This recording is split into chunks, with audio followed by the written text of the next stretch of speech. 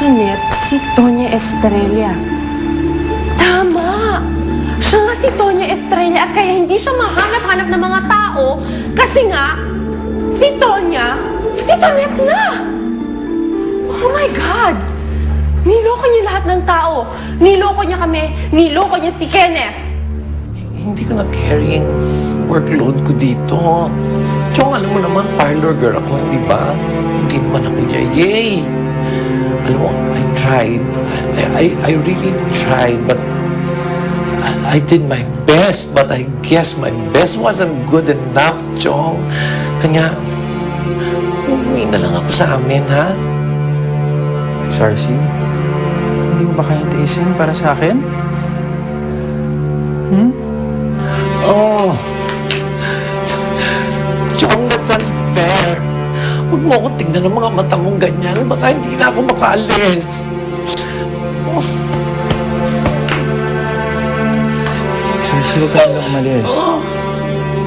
Dito na lang tayo. Sige, kung ayaw maging yaya ni Mandy, ihanap kita ng ibang trabaho. Okay, kung ayaw mo magtrabaho, okay lang, basta dito ka na lang. Magkasama tayo. Okay, narinig ko?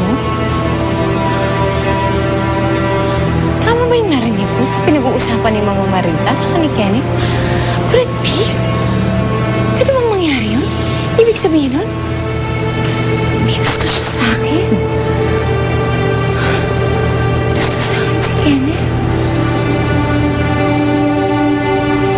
Wait ba? Ang ingay mangyari yun? Long sleeves ka. Gusto siya sa akin. Tonet? Tonet? Okay ka lang? Yes. Ano? Anong ganap? Bakit mag-isa? Tsaka ba parang tuliro-tuliro? Hindi ko kasi naiintindihan si Kenneth. Narinig ko sila ni Mama Marita na nag-uusap. Ang iniisip niya, bakla siya. Ako, wag naman sana. Diyos ko, sayang naman yung kagwapuhan niya pag gano'n. At tsaka bakit naman niya sasabihin yun? Ewan ko, sabi niya, magkakagusto daw siya sa isang badik. Diyos ko, kanina naman siya nagkakagusto. Oh my God, Bes. May gusto sa'yo si Sir Kenny. Oh my God, confirmed. Hoy! Huwag ka maniwala dyan. Wala yung gusto sa'yo. Tingnan mo naman, ang daming magagandang bading dito. Eh di syempre, mababading si Sir Kenneth. Sa kanila, hindi sa'yo. Ay naku, huwag kang maniniwala dito kay Joel. Kasi talagang may gusto yun sa'yo, Bes.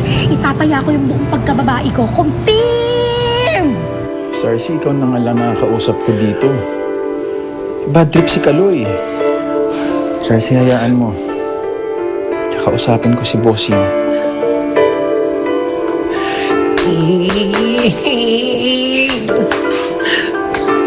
Chong! Chong, talagang kailangan ko na umalis. Umuwi na ako. Isa pa, nami-miss ko na rin kasi si Pumpkin ko eh. Ako ba? Hindi mo ka mamimiss? Oh. So, every day of my life, ito lang ang masasabi ko sa'yo. It was good while it lasted. But I guess some good things never really last.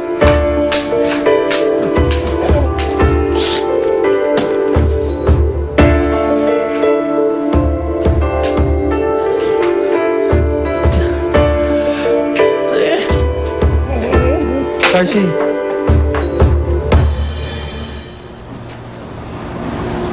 Ay!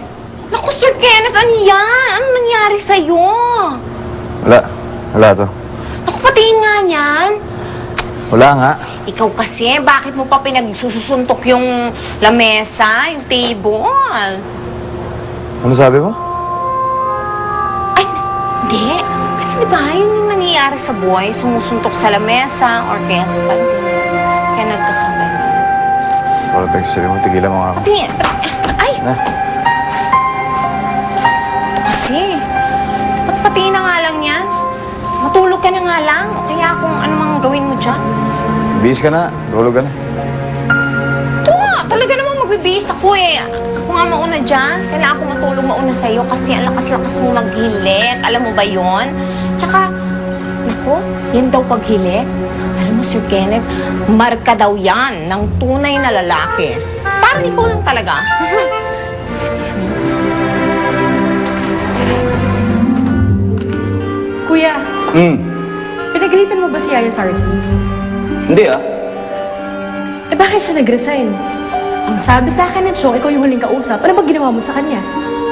Eh wala naman akong ginawa sa kanya. Tinanong ko lang naman sa kanya kung kilala niyo yung mga bakla doon sa picture. Yun lang naman tinanong ko. So ngayon wala na akong Yaya. Kainis.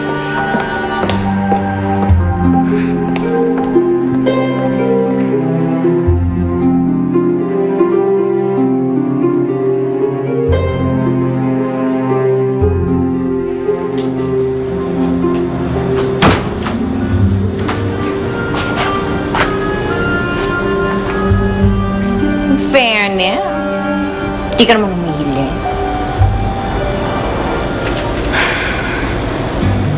Pero hindi naman ibig sabihin nun, hindi ka tunay na lalaki. Kasi Kenneth, lalaki ka.